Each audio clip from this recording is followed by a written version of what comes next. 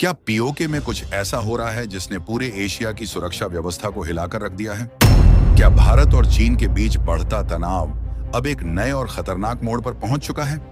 और आखिर ऐसी कौन सी रिपोर्टें सामने आ रही हैं जिनके बाद दिल्ली से लेकर बीजिंग और इस्लामाबाद तक लगातार हलचल मची हुई है?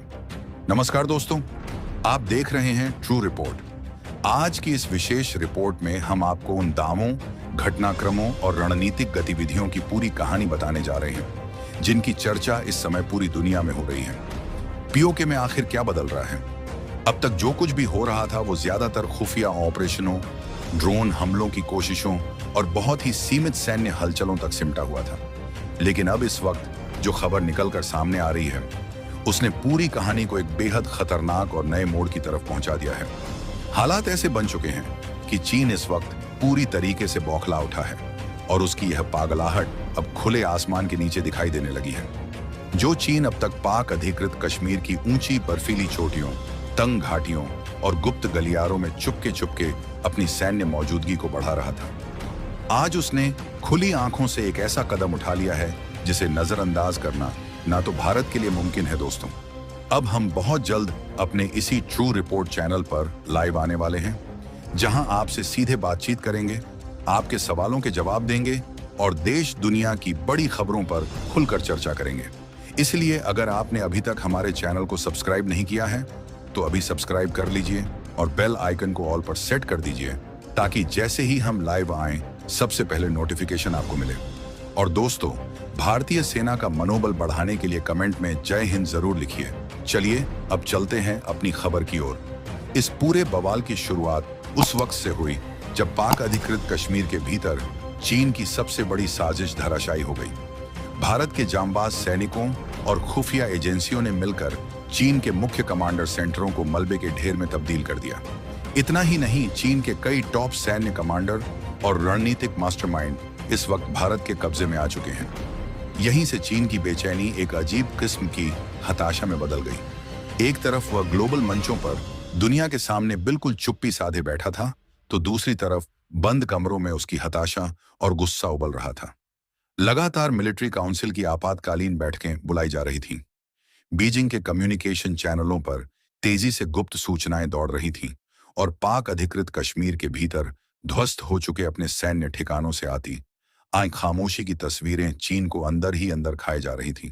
इन सभी घटनाओं ने चीन की उस वैश्विक छवि को पूरी तरह से हिलाकर रख दिया है जिसे वह दुनिया के सामने एक बेहद अनुशासित, मजबूत और नियंत्रण में रहने वाली महाशक्ति के तौर पर पेश करता आया था। लेकिन इस बार हालात चीनी लीडरशिप की पकड़ से पूरी तरह बाहर निकल चुके हैं। उसके कमांडर, जो इस पूरे रणनीतिक ऑपरेशन के कर्ता धर्ता माने जा रहे थे, वे या तो मारे जा चुके हैं या फिर भारत की जेलों में बंद हैं। जिन गुप्त सैन्य दस्तावेजों और डिजिटल डाटा पर चीन को सबसे ज्यादा नाज था, अब वे सारे सबूत भारत की जांच एजेंसियों के पास पहुंच चुके हैं। यही वो सबसे बड़ा कारण है जिसकी वजह से चीन की बौखलाहट एक नए और खतरनाक स्तर पर पहुंच गई है। यही वजह है कि आज सीमा पार से जो ताजा न्यूज आ रही है उसने दोनों देशों के बीच तनाव को चरम पर पहुंचा दिया है। देर रात के वक्त जब ज्यादातर लोग अपने रोजमर्रा के कामों से थक कर आराम कर रहे थे, तभी अचानक पाक अधिकृत कश्मीर से सटे भारतीय इलाकों में एक बेहद अलग और डरावनी आवाज सुनाई देने लगी। आसमान को चीरते हुए जेट इंजनों की गड़गड़ाहट और धरती के ऊपर बेहद कम ऊंचाई से गुजरते सैन्य विमानों की खतरनाक धुन ने सबको चौंका दिया। इसके तुरंत बाद जमीन पर तैनात भारतीय एजेंसियों और सुरक्षा बलों के बीच बेहद तेजी से खुफिया जानकारियां घूमने लगी। जो कुछ भी हुआ वह सिर्फ चंद मिनटों का खेल था, लेकिन उसका असर आने वाले कई हफ्तों, महीनों और शायद सालों तक महसूस किया जाएगा। दरअसल चीन ने पाक अधिकृत कश्मीर में अब तक का सबसे बड़ा और खुला सैन्य कदम उठा लिया है। जो चीन कल तक सिर्फ सर्विलांस ड्रोन उड़ाने, फॉरवर्ड पोस्ट पर मामूली हलचल करने और छुपे हुए बेस तक ही खुद को सीमित रख रहा था, उसने पहली बार अपने अत्याधुनिक फाइटर जेट्स को सीधे इस विवादित और बेहद संवेदनशील इलाके में झोंक दिया है। रक्षा सूत्रों के अनुसार पाक अधिकृत कश्मीर से सटे उस पूरे बेल्ट में, जिसे भारत अपनी राष्ट्रीय सुरक्षा के लिहाज से हमेशा रेड जोन मानता है, वहां अचानक 4 चीनी फाइटर जेट बेहद कम ऊंचाई पर तेज रफ्तार से उड़ते हुए देखे गए। यह कोई आम या रूटीन पेट्रोलिंग फ्लाइट नहीं थी, क्योंकि चीनी फाइटर जेट्स को आज से पहले कभी भी इस हवाई क्षेत्र में नहीं देखा गया था और ना ही यह किसी तरीके के सामान्य सैन्य अभ्यास का हिस्सा था। इन जेट्स की इस खतरनाक उड़ान की न तो भारत को पहले से कोई सूचना दी गई थी और ना ही किसी अंतर्राष्ट्रीय मैकेनिज्म के तहत कोई नोटिस जारी किया गया था। चीन ने पारंपरिक सैन्य प्रोटोकॉल की धज्जियां उड़ाते हुए यह कदम इतने चुपके से और इतनी तेजी से उठाया कि शुरुआती कुछ मिनटों के लिए तो भारतीय रडार और ग्राउंड ऑब्जर्वेशन यूनिट्स को खुद अपनी आंखों पर यकीन नहीं हुआ कि वे जो देख रहे हैं वह हकीकत है।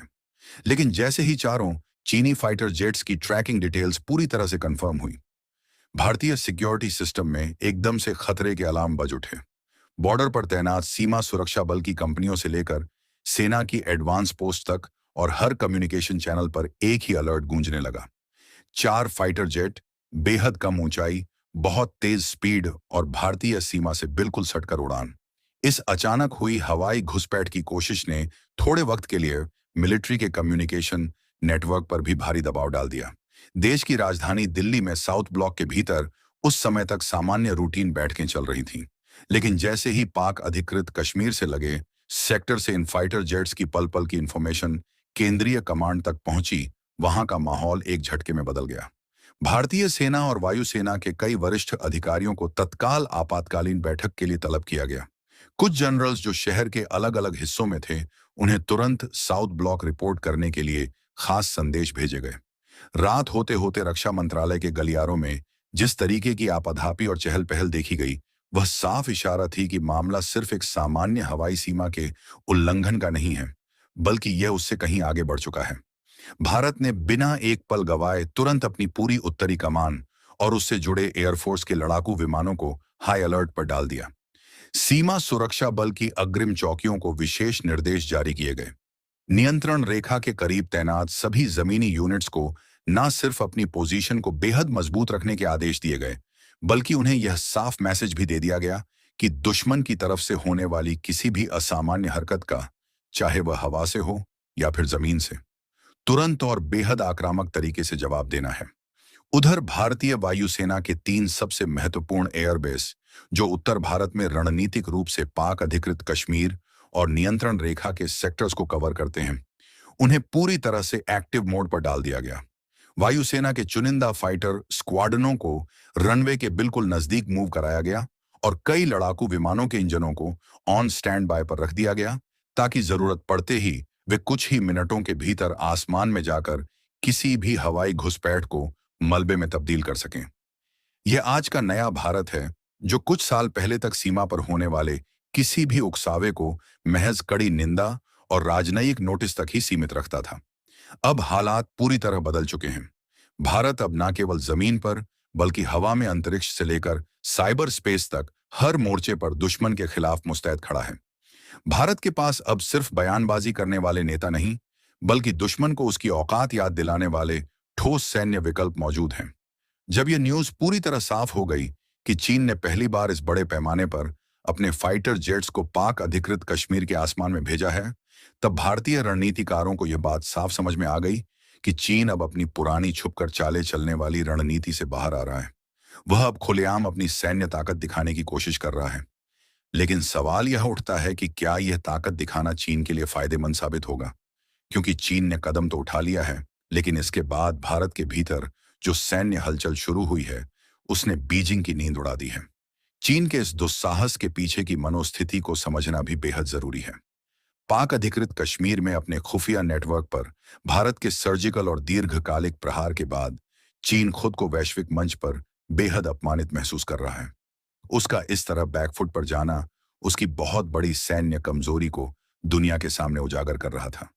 उसकी वह झूठी कहानी जिसमें वह खुद को हमेशा अनुशासित, अजय और हर स्थिति में एक कदम आगे दिखाता था।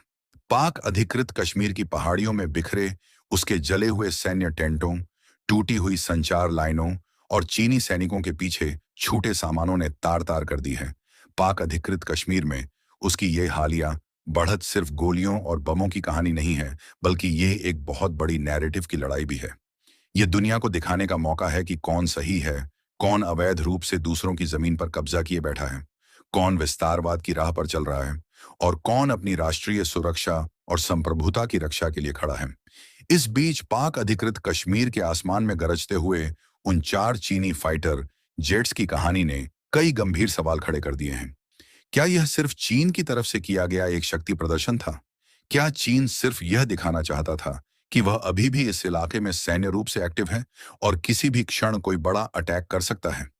या फिर भारत के लिए यह एक सीधा संकेत था कि यह किसी बहुत बड़ी सैन्य योजना की शुरुआती टेस्ट फ्लाइट थी? सैन्य भाषा में इसे एक प्रोबिंग ऑपरेशन भी कहा जा सकता है, जिसके जरिए चीन यह परखना चाहता था कि भारत के अत्याधुनिक रडार, एयर डिफेंस सिस्टम और रिस्पांस सिस्टम को एक्टिव होने में आखिर कितना समय लगता है। लेकिन इस पूरे घटनाक्रम के बीच चीन को एक बहुत बड़ा झटका लगा। जैसे ही चीनी फाइटर जेट्स ने उड़ान भरी, उसके चंद सेकंडों के भीतर ही भारतीय रडार सिस्टम्स ने न सिर्फ उन्हें ट्रैक कर लिया, बल्कि भारत ने उन्हें तुरंत ऐसे रेडियो सिग्नल भेजे जिससे चीनी पायलटों के होश उड़ गए।